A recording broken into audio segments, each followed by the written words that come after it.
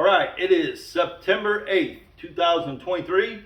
Going to bring you the latest Lake of the Ozarks fishing report brought to you by James and Denise Dill Guide Service down here on the Ozarks. Things are kind of moving along pretty good here. We're getting into early fall now. We're in September. Water temps starting to creep down a little bit. We're in the low 80s. We're having some nice cool evenings, 60s, couple 50-degree nights, and that's all it takes to really start changing the water temp and getting these fish to move. Shad starting to move, migrate back to into the creeks. Let's see, water level is, it's come down about 5 inches since last weekend. Last weekend was out and was fished pretty hard. I think it was Sunday with one of my nephews, and we caught them pretty good. But since then that water's creeped down about 5.5, 6 inches. So sometimes that really kind of messes with these fish if you're fishing shallow. If you're fishing deep, it doesn't necessarily mess with them a whole lot. I want to catch them shallow. I know Denise likes to catch them shallow, but you can't always depend on that in the fall. Especially September when they start messing with the water a little bit, fluctuating. Some days they're back there, some days they're not. You catch them back there one day and you think, all right, I got them figured out, and you go back the next day and you don't get a bite. So you got to be, in September, you really got to be open-minded to a lot of different things. Water level was 658.24 this morning. We went out just for a little bit, it's just like I said, it's just getting there. We're catching some on Topwater. So I know that there's a lot of stuff going on this weekend. There's a pretty big tournament out of PB2. There's a Cops and Bobbers out of Red Oak that I'm going to fish with my friend John Sapper. There's another club tournament out of Station 46, probably have 50 boats. So there's probably going to be, 250, 300 tournament anglers on the lake this weekend. And I expect a lot of fish to be caught. It's just the size that you're going to get. You just don't know in September. You got to do a lot of just a lot of different baits, a lot of different techniques to throw. And that's kind of what we've been doing the last week, and what we expect to do here in the next, I'm going to say almost a month. There's several big events coming up in the next 3 weeks down here. So we're really trying to gear up and figure things out. But the one thing in September that you really got to do is try to get a backup for your backup pattern, because it will change just that quick in September. Wouldn't you agree? I would. I mean, you get on a topwater bite, and we all know topwater can, hero or zero with topwater if you stick with it too long. But you can get them big bites with topwater in September, but they'll turn off on it just as quick as they turn on it. So and then you've lost 2 or 3 hours. Yeah, and then you've burned 2 or 3 hours, and now you're scrambling or second guessing. You got to make some right decisions in September at the right time. So basically all we're getting at is keep an open mind. Don't stick on one pattern too long. If it's not working, it's not working. Switch it up. Do something different. So, obviously topwater, we got a lot of topwater set out. When we say topwater in September, it's kind of open. You can't just say, you go out there and you throw the X bite, with an X coat on the back of it. It's one of the best to throw this time of year with a trailer hook. And this is the half ounce with the half ounce blade. This is the one I like to start with. It's kind of a little smaller profile. You can cover a lot of water with it and kind of see if they're going to bite it. Pretty quick. You run a lot of different types of stuff. Obviously the boulders, the flat points, the steep points, the bluff ends, pockets, the backs. I mean, it's just like everything. You just got to run and do a lot of different stuff in the early September to see what that bite is in the morning. The X bite's probably one of my favorites to throw it's a buzz bait. You get them hooked, you're gonna get them in the boat normally. But if something like that don't work, Denise has a Berkeley Chapo. Berkeley Chapo. What size is that? This is the 120. The 120, which Yes. is the bigger one, right? It's the bigger. It's their largest bigger, one. yeah. That one moves similar to like a buzzbait, pretty quick moving. The deal with the Chapo or the Couple different or colors. the Whopper, the Chapo, you can run them pretty quick. You can slow them down. You can let them sit there. You can plop them. Start, stop. That's kind of good about these moving baits. You can start and stop them. Where a buzz bait, it's a steady retrieve the whole time. You can vary your speed a little bit. You can give it little pops. Spray a little extra water. A lot of times that'll get you a bite. But the buzz bait, it's good for just traveling, covering water. If they're fairly aggressive and they're going to hit top, just go down, just run the buzz bait. If they want things a little slower, a little different action, your Whopper Plopper, your Chapos, are good baits to switch to. And then you kind of slow it down a little bit with different baits, like maybe a spook, like the Head and One Knock Spook. This is one of my favorite baits, a good big fish bait. Maybe if you get 5 fish in the boat, 5 keepers, in your fishing tournament, maybe run topwater the rest of the day, because if you do get one, a lot of times they're good ones this time of year, but like your spooks are good to slow it down, because then you can really slow your retrieve down, let it sit around shallow docks or main lake points a little longer, lay downs and stuff, and then we'll probably switch to like a chug bug or a popper style bait.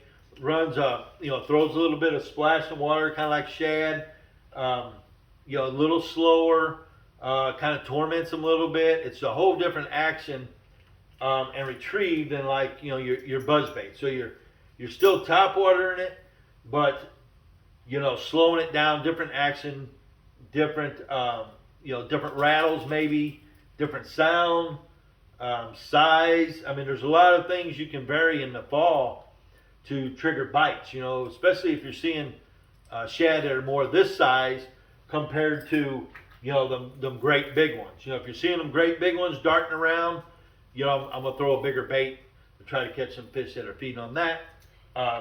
Where if you're seeing a lot more smaller shad, bait fish, smaller bluegill, I might slow it down with a little different size. So, And I think basically you have to kind of make sure that, when they're chasing, your buzzbait and your Chapo, there's no doubt. Sometimes it's almost like sometimes they hit it literally on the cast, and so there's no doubt when that usually happens that you can continue to throw that bait, but also sometimes you do have to slow it down and kind of you definitely have to have either one of.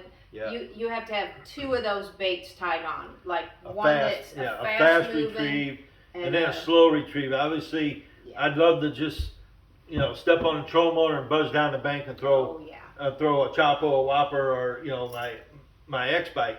And some days you can do that, and that's usually what I'm gonna start out trying, because if they're doing that, I'm just running. But if they won't, like she said, you gotta slow down. You have to slow down and throw a smaller bait, a slower bait, a different action bait to try to get them off the top. Even topwater baits like the old redfin, just small waking bait can be really good and still topwater. So there's just a lot of things topwater. When we say topwater, you really kind of got to go through a few of them.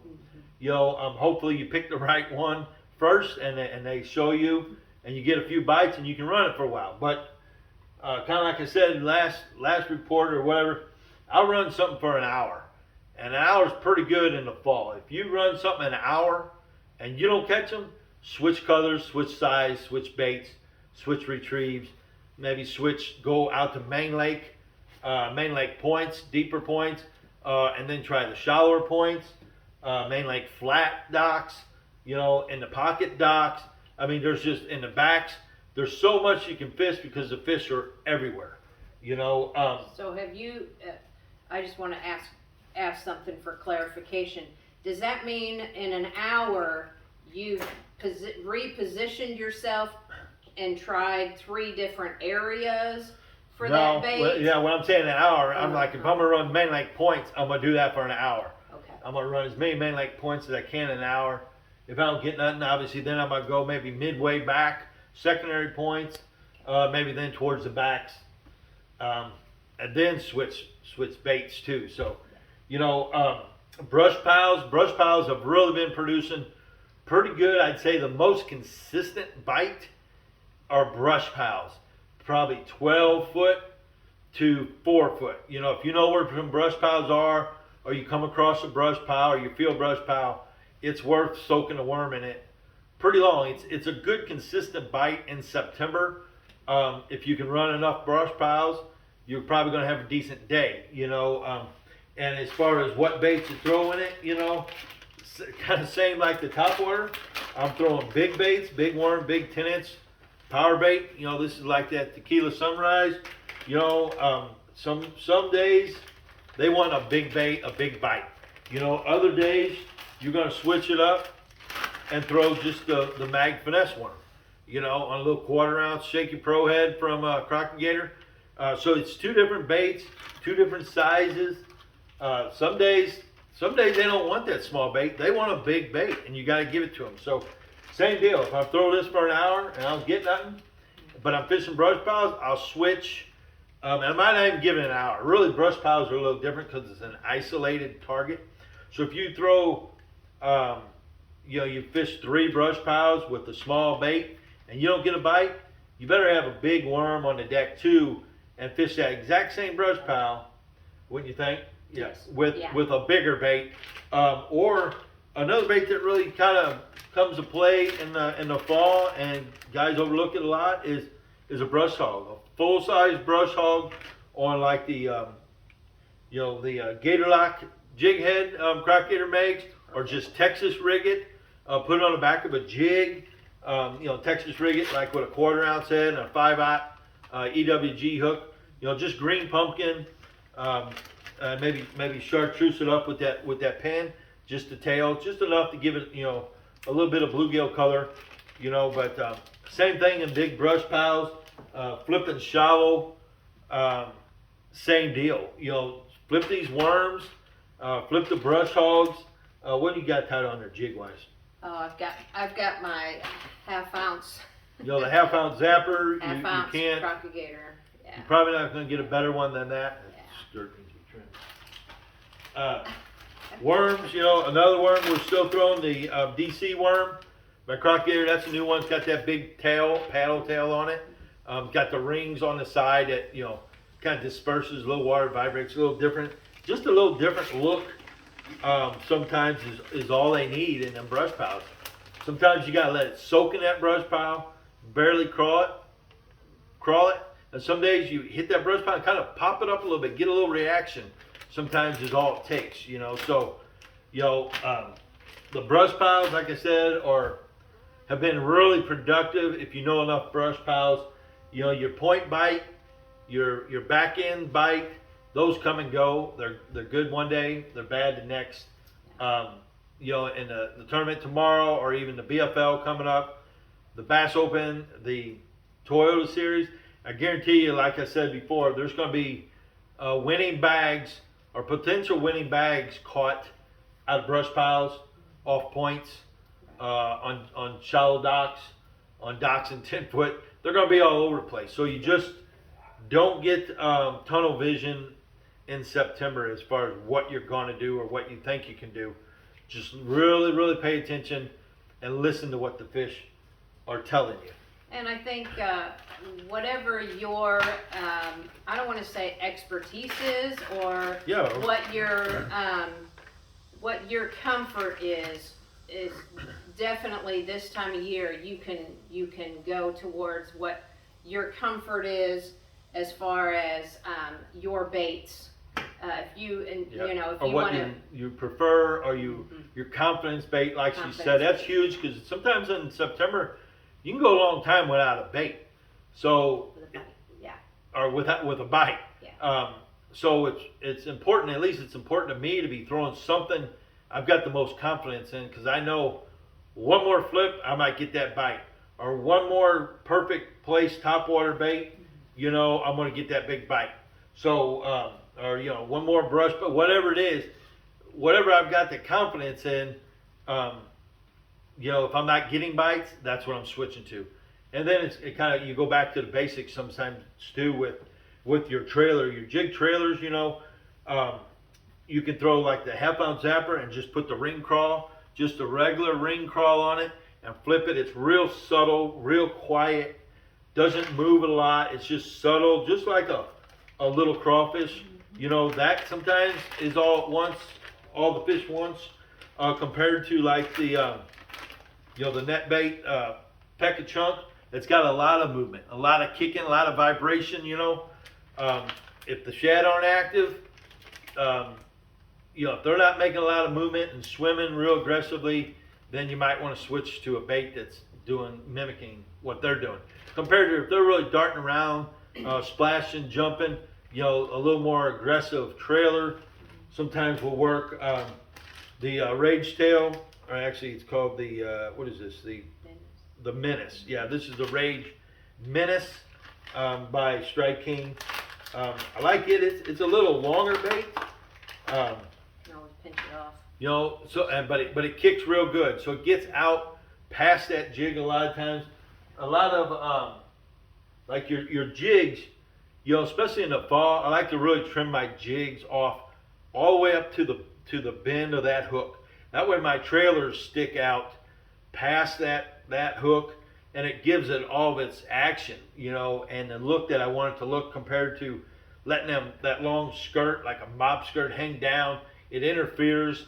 It keeps them legs from kicking as much, you know. So at least that's my preference. I like to trim my skirts back and give my trailer all the potential action that I can. Let it do its work. Yeah, let it do its job, do its work, you know. So, you know, other baits, if it gets really tough, you know, we'll throw a little swim bait. Just this is a little 3.5 Kitech, put on a little 1/8 ounce head with a pretty good size hook, some light tackle, spin around reel, and just cast it over brush piles, cast it to the bank on points. Alongside docks is a killer way of catching fish in the spring. A lot of fish will some days just back off and post up on the side of these dock corners, on the swim platforms, and yeah, a lot of small ones, but you'll catch a lot of 16 little, you know, 2.5 to 3.5 pound fish doing that. Right. And if they're doing that, it's a quick, easy way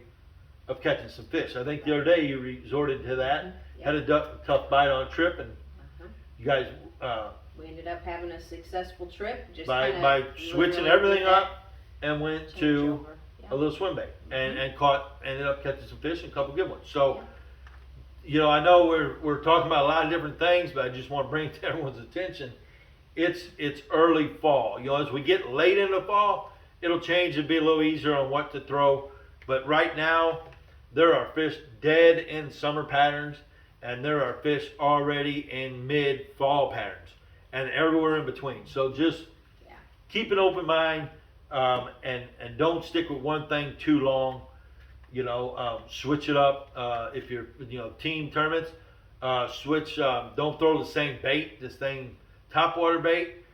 Switch it up completely. Color, size, action, retrieve, until somebody starts catching some fish. You know, if the guy in the back catches a fish or two, that really keys you in quicker, because the guy in the front's already went through with something and didn't catch fish, and the guy in the back catches them. So a lot of times the guy in the back, or whoever's fishing in the back, are throwing second to a target, whether it be a point or dock or brush pile. If he's catching the fish, that really keys you in quicker. That's what they're doing, than the guy in the front if he's not. Because if he don't catch it and the guy in the back does, that tells you that's what they want. You know, so you know, that's that's kind of a quick rundown of what's going on, kind of what we're going to be doing for the next 3 weeks. And like I said, hopefully in the morning sometime they'll key us in on what's going on. But a lot of times morning bike can be hot in the spring or in the September, and then die off. And sometimes it don't come on until later afternoon when the sun gets up and it casts these shadow. A lot of times you'll see in the fall, for whatever reason, the shadow be deep mid water column, and that sun pops out. Plankton moves up, a little breeze or something moves to the surface, and here comes the shad, and now that bites on. So you can't overlook it throughout the day. Just keep switching up until you get obviously settle into something that's catching fish. So a lot of keepers being caught right now. The big ones, anything over 4.5, it can be stingy some days. So if you catch 14 to 16, that's a solid day right now. I'm just going to say 10 to 14 is average, a little below average. 14 to 16 is solid. Anything over 16 is a really good day in September. So not that you can't catch 20, because you definitely can if it all goes right and you narrow down that bait. But just for a reference, that's kind of what we kind of go by in September. So we're going to cut it short. We got a lot of things to do tonight. This is Friday. We're going to a deal over in Osage Beach, and then we're going to one at Red Oak, and then we're going to go celebrate my birthday for a couple of drinks. Yeah. So other than that, good luck, guys, this weekend and upcoming weekend or upcoming weeks, as there's a lot of events going on. Hopefully I see you on the water. If we do, say hi. But be careful. Wear your life jackets, and we will see you in a week or so.